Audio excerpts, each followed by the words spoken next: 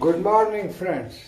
You have here prof.a.k.chaubey, Professor Chaubey's Physics Class, under the Physics Made Simplest. So today I am now going to do some problems of transistor, logic gates, etc. That is the electronics part, and also some multiple answer questions for the examination competitive tests. So dear friends, I start our discussion from some thought-like questions which we have read in theory. Say, I ask you, can there be a whole current? The question is, can there be a whole current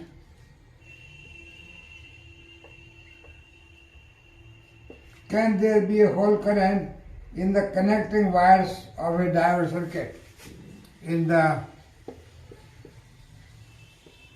connecting wires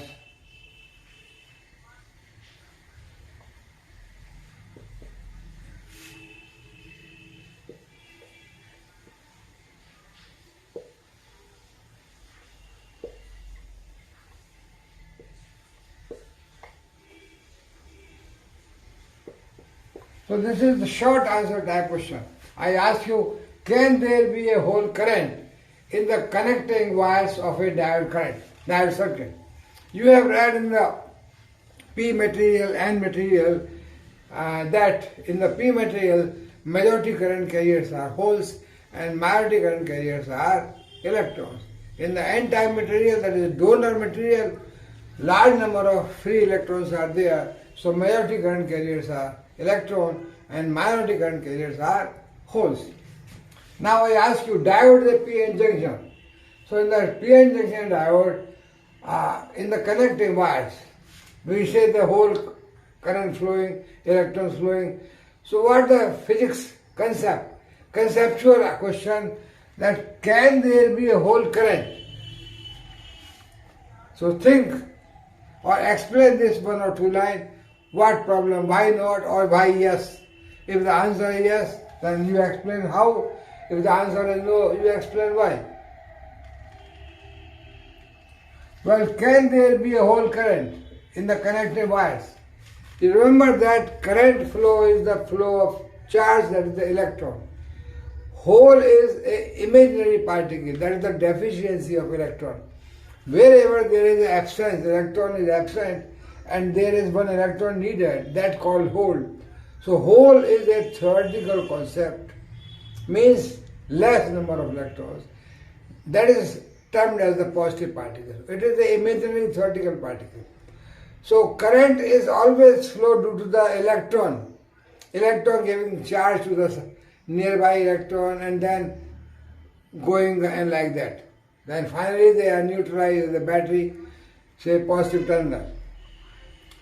So there is no physics, there is nothing like whole current, because whole is imaginary particle.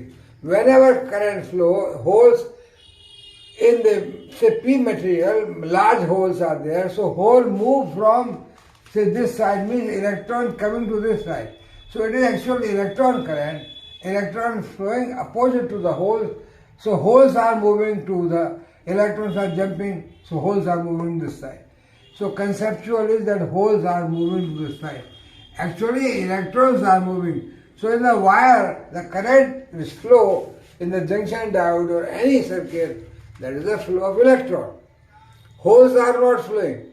Holes are moving to other side and electrons are filling that vacancy and other electrons, so holes created. That vacancy is filled, so from where electron comes, that vacancy created. So again nearby electron fills that vacancy. That way, say we have holes here, we have holes here, we have holes here, and we have electrons free to this side. So under the influence of a field, that is the battery connected here, say negative terminal of the battery, and battery connected here, positive terminal of the battery. What happens? The positive, negative field First the electron, so electron moves to this side. And electrons coming to this side, this electron fills this vacancy. And hence here a vacancy is created from where the electron comes. Because electron is bound in the atom. And then it becomes free under the electric field. Electron becomes free, so it creates a vacancy there. And then vacancy created means this vacancy is filled. So this is finished. And then this vacancy moves to this side. Then electron fills this vacancy and vacancy created here. So vacancy, electron comes here. So this is finished. So like that, hole moves this like this. And electron actually, it is the electron current and there is no concept of the hole current because hole is imaginary particle. It is not physical particle. So the answer of this question is no. There is no hole current in the diode in the external circuit in the wires. It is always the current flow due to the electron. Okay. So I have the conceptual questions. I have another question. Why is Zener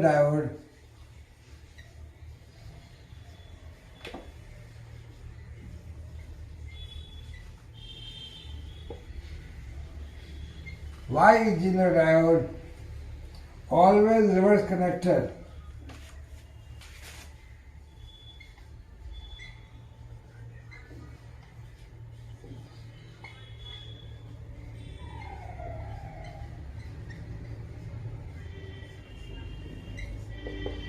Why is Zener diode always reverse connected? It means the potential of the battery is connected such that the junction diode is reverse biased.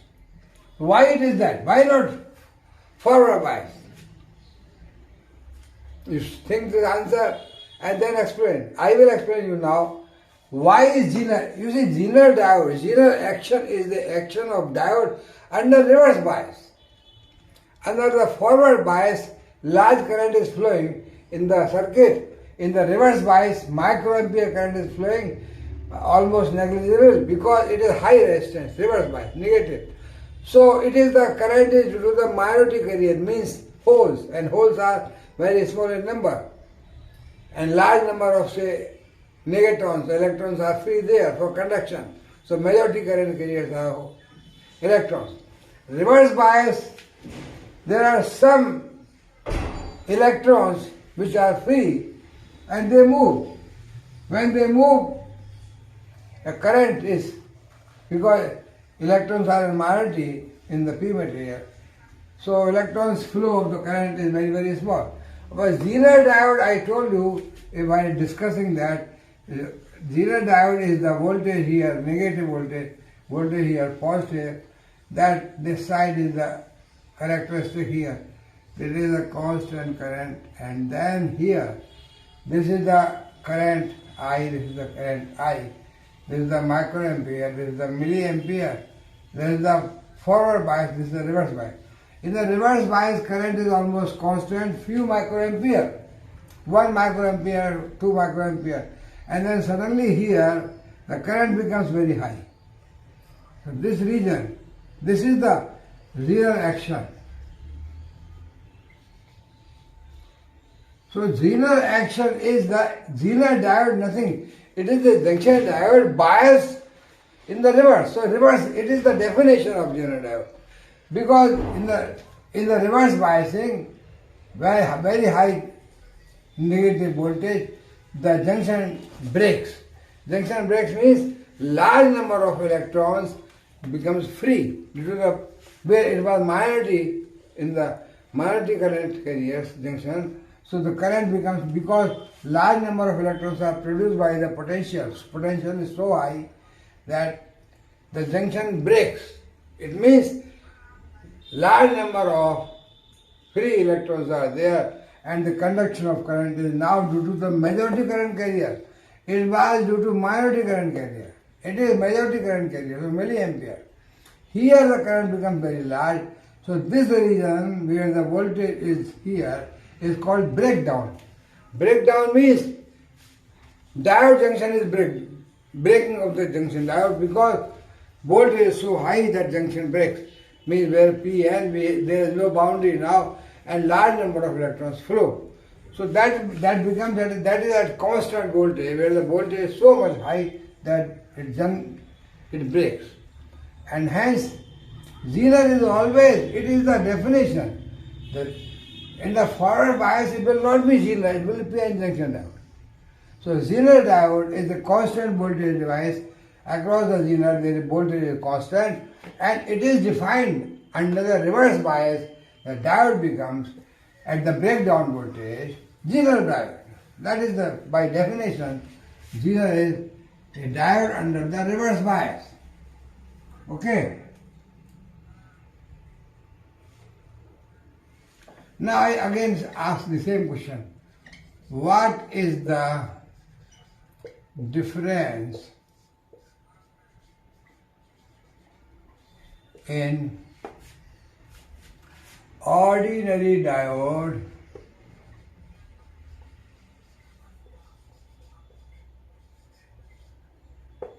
and zener diode?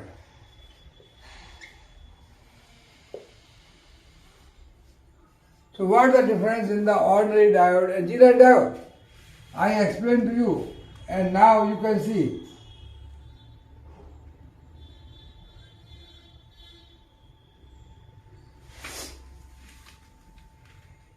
What is the difference? You see, ordinary diode, PN junction diode, is always forward bias, so that current flow is due to the majority current carriers. Current is in the milliampere, and it is low resistance device. Zener diode, I told you that if you bias same, but zener diode is particularly highly doped. So when the voltage becomes high, the junction breaks, and highly doped means so large number of electrons becomes free. Means and material is highly doped there. So when the voltage is high, almost all the bound electrons becomes free, and they are free for the conduction of current, and current becomes high. So zener diode is the diode highly doped and reverse biased, so that it works that at a certain voltage there is a breakdown, and junction breaks, and large number of electrons are free for conduction. Ordinary diode is a PN junction diode. It is a low resistance device, forward bias. Current is milliampere. Zener diode is high resistance device, reverse bias, and current is microampere. But at the breakdown junction, breakdown point, the voltage is constant, maybe 6 volt or 9 volt or 12 volt, depending upon the doping of the material, and this acts as a high resistance till at the breakdown region. At the breakdown it becomes also very low, zero resistance, and current becomes very high. So difference in the zener and ordinary diode is simply that I told you zener is reverse bias, highly doped, and ordinary diode is a forward bias, low resistance device. Okay. Now I ask again.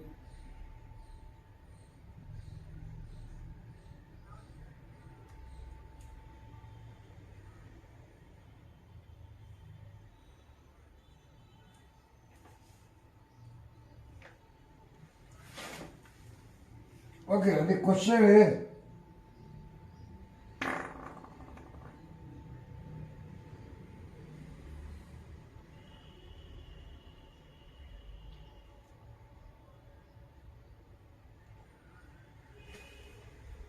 why is the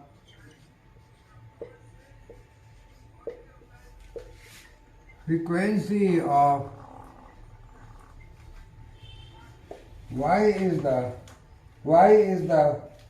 frequency of a full wave rectifier,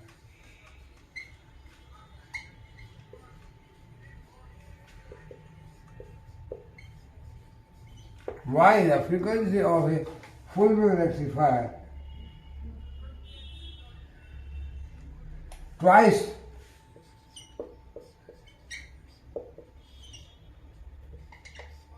of the input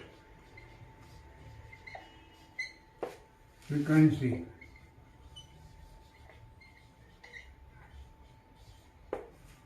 You can see the full wave rectifier.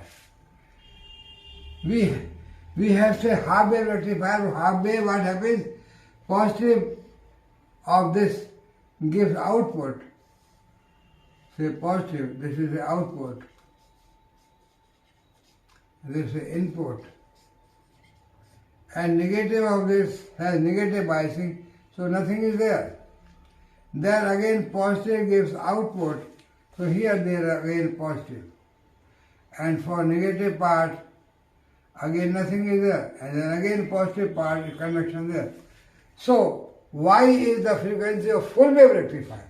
Well, half wave rectifier is giving only the half frequency of input, whatever frequency for half cycle it conducts, for this cycle not conducts, so this frequency is down. Full wave rectifier means it conducts here also. And here there are two rectifiers, two diodes, so for this also current is say like this. And hence the frequency of say output for full wave rectifier becomes double of what was in the half wave rectifier.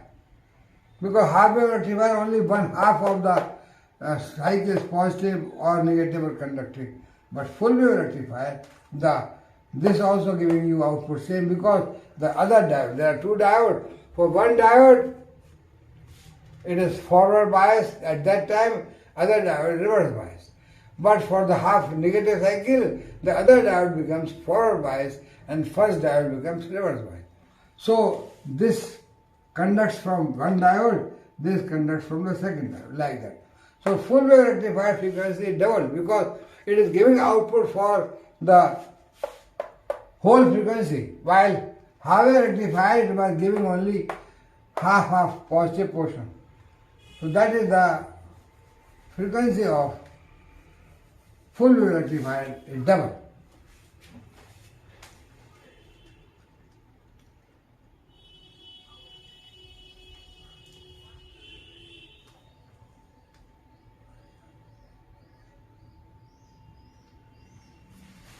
Okay.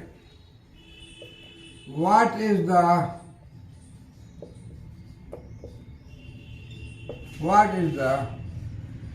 proper condition? What is the proper condition for biasing of a transistor?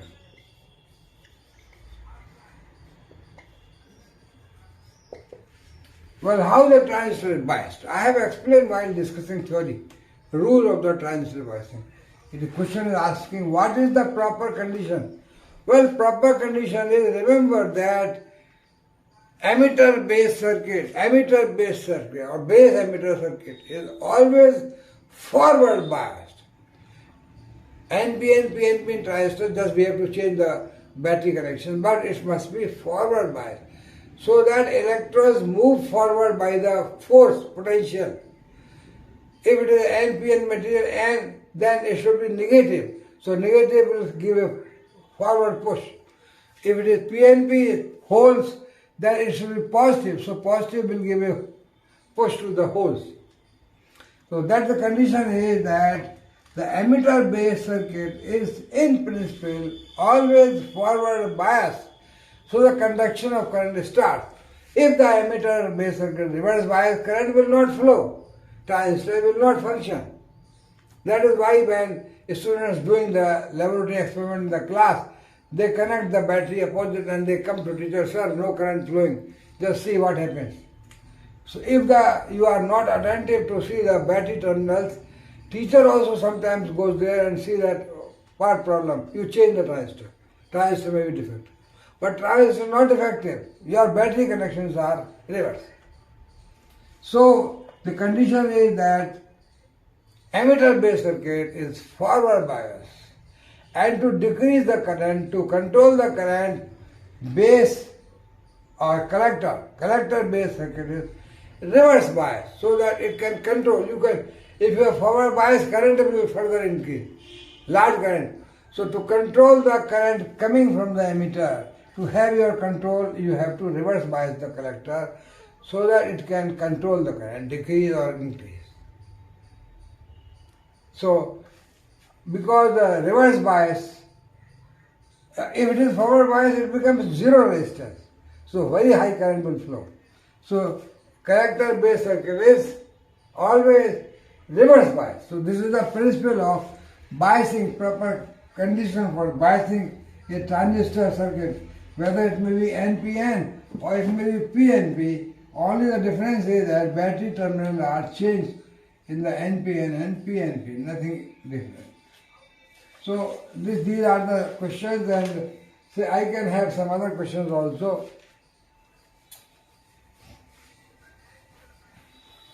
For discussion, physics type question. Then I will have some numericals also on next turn maybe. I will continue this chapter, say 2-3 more turns. Then I will have logic gate questions also. Now the question is that a transistor has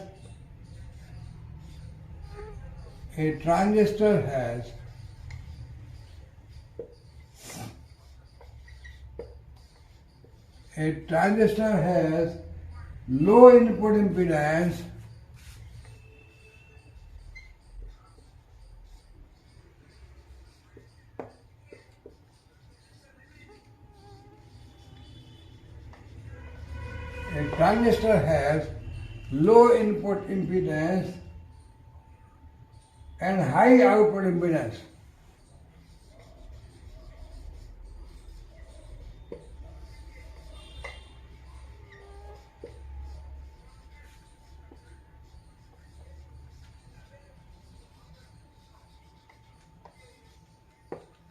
Why? Well, this question, you tell me what the impedance meaning is. Impedance means just resistance. That is the Ohm's law, V is equal to IR. So impedance R means V over I or delta V over delta I. So it means transistor has low input impedance, means delta V over delta I is the low value. Output, you have high impedance, means delta V over delta I, means change in the collector potential divided by the change in current. Collector current is high output impedance. Why so? Remember, this particular question is for a amplifier, transistor working as amplifier. Transistor working as amplifier. Amplifier, you have many stages also. Or amplifier is coupled to some circuits also. So some circuits, when we couple amplifier, we use a coupler that is called impedance matching circuit. Transistor in the input direction, when you change the current, base emitter current, the potential changes is small. So that is the delta potential, delta of VV potential over delta IE. Common emitter configuration, particularly it works as amplifier. So that has got transistor configuration and common emitter configuration where it works as amplifier. The input potential changes, that is the ratio of current, potential current is small. So that is the input impedance. Because you change the small current, small voltage, suppose small voltage between base and emitter, current flow is in microamperes. Milliamperes will be, when it is the forward bias, it is milliampere, but current change, fluctuation, a small change, because it is always large, mostly large current, so change of current is very small. Change of voltage drop is also small, so ratio is small, means impedance is small. But output circuit impedance is high, means delta of the VCC, change of that is output resistance, divided by the current, change in current, that is high, because there is the current change is very small. We have potential is say 30 volt, it may be the fluctuation of 1 volt or 2 volt. The current change is milliamperes. So the ratio is few hundred ohms. So impedance in the input side is low, few ohms, output side is the hundreds of ohms. So impedance of output side is high because their current change is very small and voltage delta VC is high because battery is 20 volt, 15 volt. So output impedance and the amplifier, it works as amplifier, so you have to apply a small signal at the input. If the impedance of input circuit is high, the signal may be attenuated. Output impedance must be high, that is the load resistance, so output is of large size. That is amplifier, it works as amplifier because if you have output impedance high, the voltage drop across the impedance will be high, so the pulse output will be high. So input pulse, a small input pulse will be converted into large. And this is inverse also. Here it was say positive, it is negative. Because there is phase change. So the impedance of transistor amplifier, output impedance is high, input impedance is low. And the next question I can have is maybe what?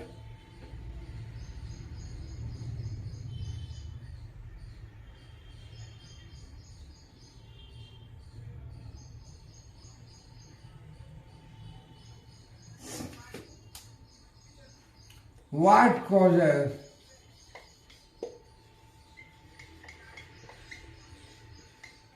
a transistor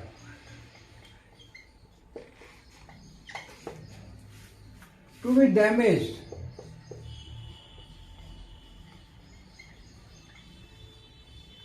Well, what happens to a transistor when it damages?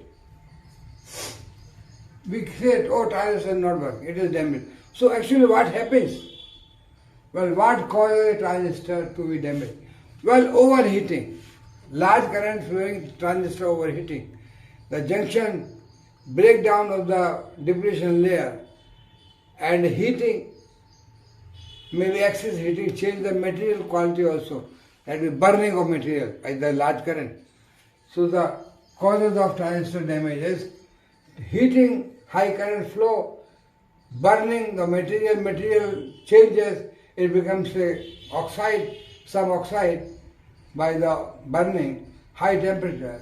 So the breaking of the you can say depletion layer, because transistor has got P and P, there is depletion layer.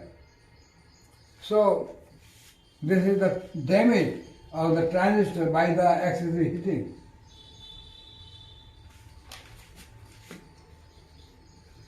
Why are the most of the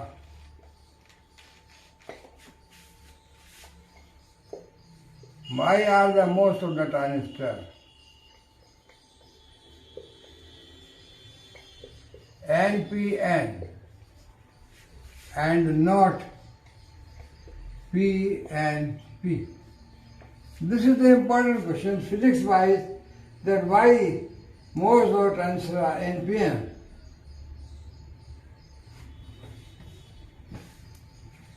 And we don't prefer PNP. You see, NPN means emitter negative, and that is N-type material, having large number of free holes. Collector also having large number of free electrons. So N material means donor material. Large number of free electrons here, large number of free electrons here. So NPN transistor has large number of majority current carriers electron. Electron move fast. Their velocity is large, drift velocity. So current flow is also fast. So NPN transistor has got flow of current due to by majority current carriers electrons. PNP electrons are not, there are large number of free holes here and holes here also. Electrons are here to combine the holes with the electrons. But the flow of the current is the flow of holes, means jumping of electrons and moving of holes. So this is a slower process, means the drift velocity of holes is smaller, and hence the conduction of current here is faster. So the transistor action works faster here NPN. So we prefer most of the time NPN transistor and not PNP transistor. Generally, you can have both types, no problem. But it is preferred NPN type.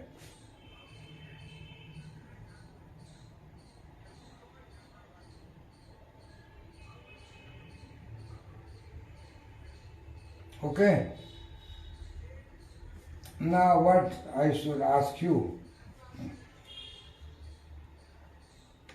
I ask you some more questions and then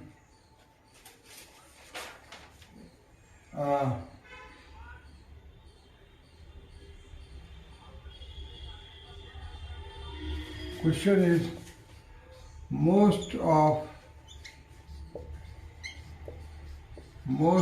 the majority carriers from the emitter most of the majority carriers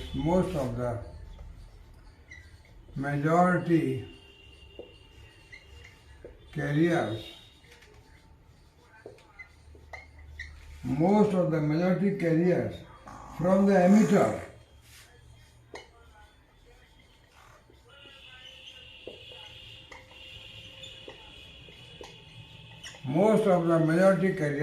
because current flow from the emitter side and that is the majority current carriers. So most of the majority current carriers from the emitter. Now what happens to them? Recombine in the base.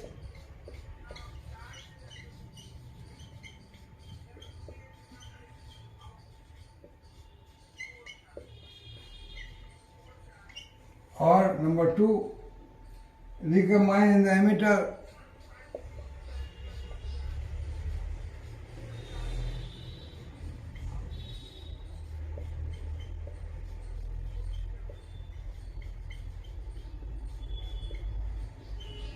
B, and then third question is pass through the base region.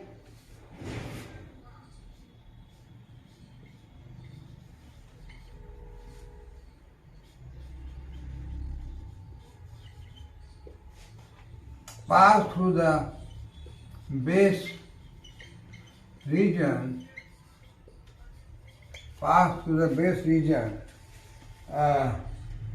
To the collector, yes. And fourth is none of the above. Pass through the base region to the collector. And there none of the above. What happens?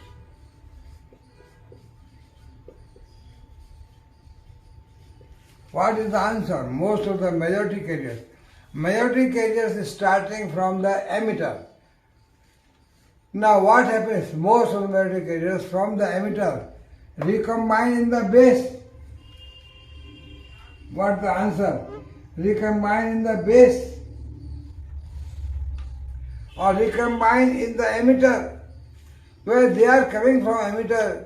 If they recombine in the emitter, where is the current flow? They are recombining, then the current is zero. Recombine in the base means if they are recombining in the base, then where is the collector current? None of the above, also not true. Something must be there. Pass through the base region to the collector. So this answer is correct. The emitters, most of the majority current carriers start from emitters. Some recombine at the base. So base current is very, very small, and because base has got an NPN holes, free holes, so most of the current carriers, electrons pass through the base, some combine with the hole, and rest all electron passes to the collector. So the base region to the collector. So most of the electrons they pass. So this is correct. Rest is wrong. Nothing.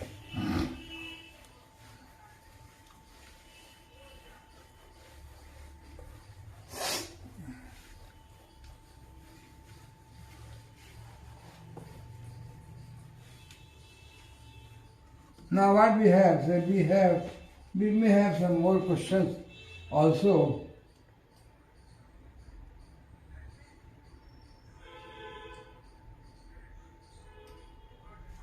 Well, the phase difference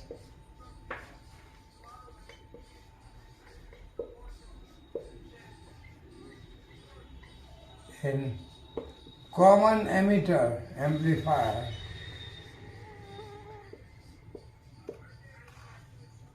the phase difference means phase difference in the input and output is 90 degree, 180 degree, and what we can have 0 degree, that is you can have 3 and 4, what we can have 90, 180, 0, maybe some you can put numbers, say 270 degree. Can you guess the answer? What the answer? I have explained in the discussion that it is the phase reversal. Phase reversal means what was the phase in the input, its output phase changes.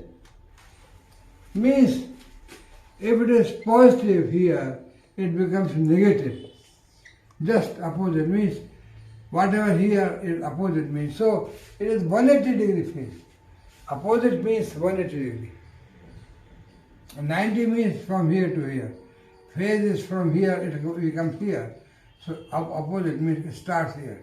So it becomes 180. From 0, 90, 180. And then 360. So it is 180 degree phase reversal. Means if the positive pulse is at the input, output will be negative pulse. Fine. Now what else can we have? Because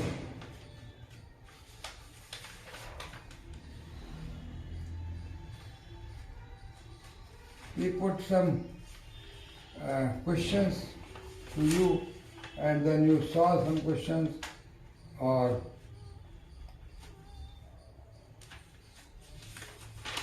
some numericals we can do. It's possible to do some numericals. Okay.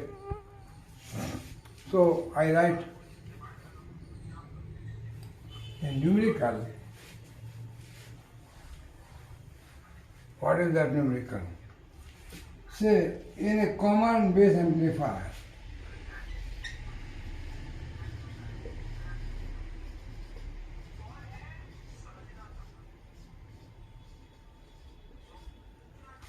in a common base amplifier,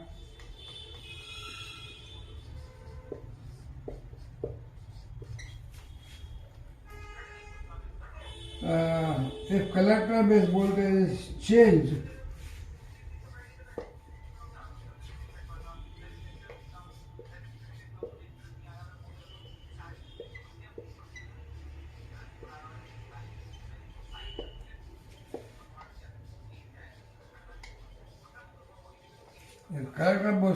voltage is changed by 0.8 volt, the collector current changes by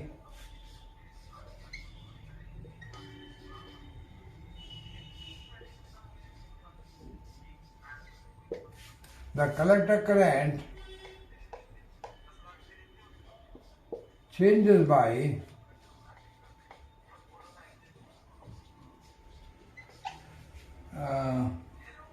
how much? 0.04 milliampere.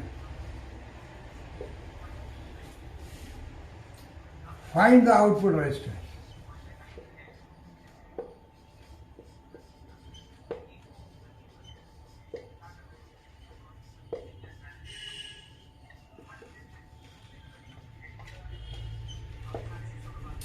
Well, this is so simple.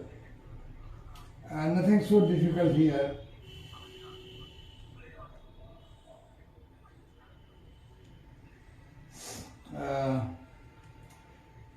Well, you find out what delta VCB. the collector base voltage is 0.8. And what else? Delta IC, collector current change, 0.04 milliampere. What else? This means 0.4 into 10 to the power minus 3 ampere. You have to change the ampere units. And this is, of course, volt. So impedance, output, as per definition. Our impedance is delta BCB over delta BCB divided by delta IC. Simple. Just 0.8 divided by 0.04 into 10 to the power minus 3. So just get the answer. It is 20 kilo ohm. 10 to the power 3 positive becomes numerator, so that is kilo. And this you can see, it will cancel, it will be 20. So 20 kilo ohm is the answer. So obviously the output impedance is high, kilo. Input impedance is tens or maybe 10, 20, 40, 80 like that. So I think you should solve some simple questions like this.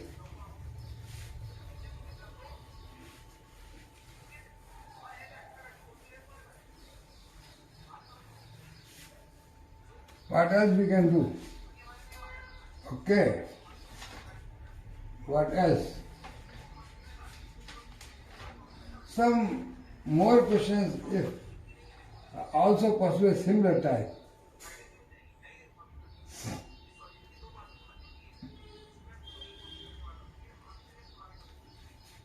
A similar type.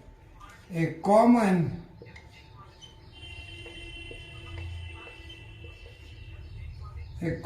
emitter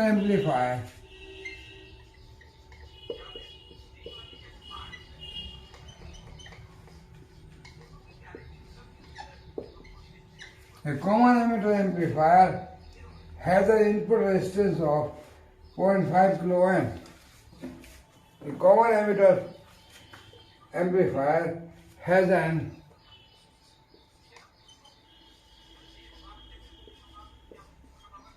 input resistance of 0.5 kilo ohm.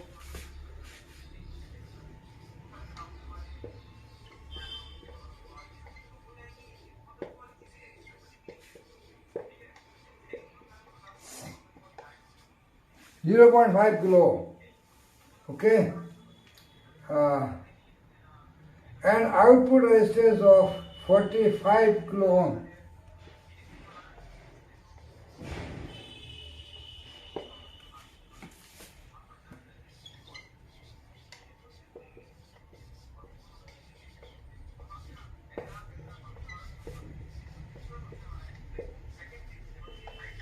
So input resistance is given, output resistance is given.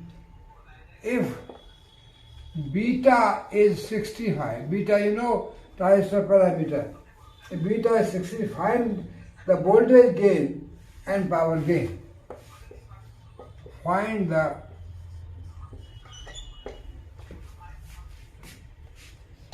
voltage gain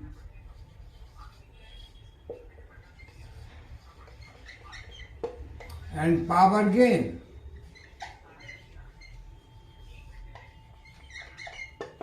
So what do we do? Just we find out voltage gain by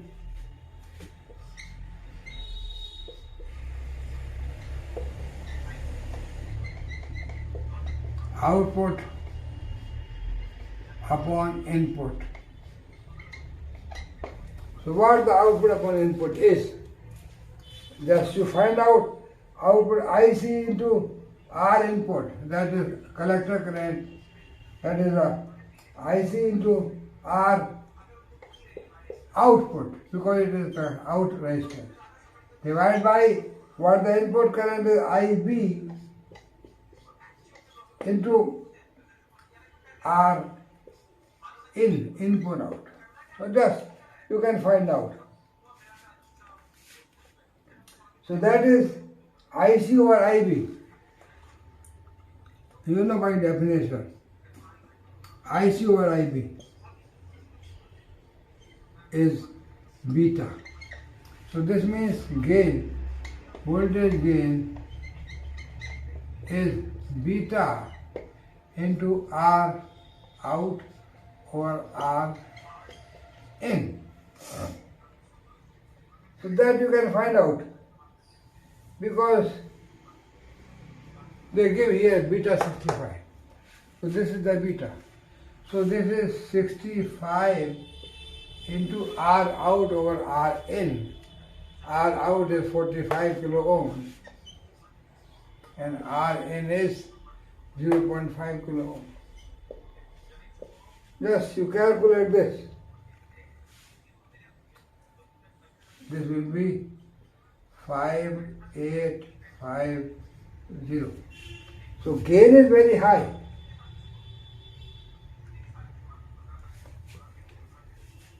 Gain is very high. And you have voltage gain. Power gain is output power or input power, and that is R out by definition, out and IC square. Input is R in and what the current is IB. So that is the IB square. So just this can be calculated. Because you know IC, you know IB, you know R out, you know R in. Just everything is given. Because IC, IB in terms of beta. So IC over IB, this means 65 square. And you know R out and R in. So that is R out and R in means 45 upon 0.05. 45 upon 0.5. And this is 65 square. So this is 3.803 into 10 to the power 5 power gain. So this is the answer. So in this way you solve some other questions on the transistor amplifier, etc. Friends, I will take a break here, and when we meet again, we will do some problems of the logic gate circuit, AND gate, OR gate, NOT gate, NAND gate, etc. So thank you very much.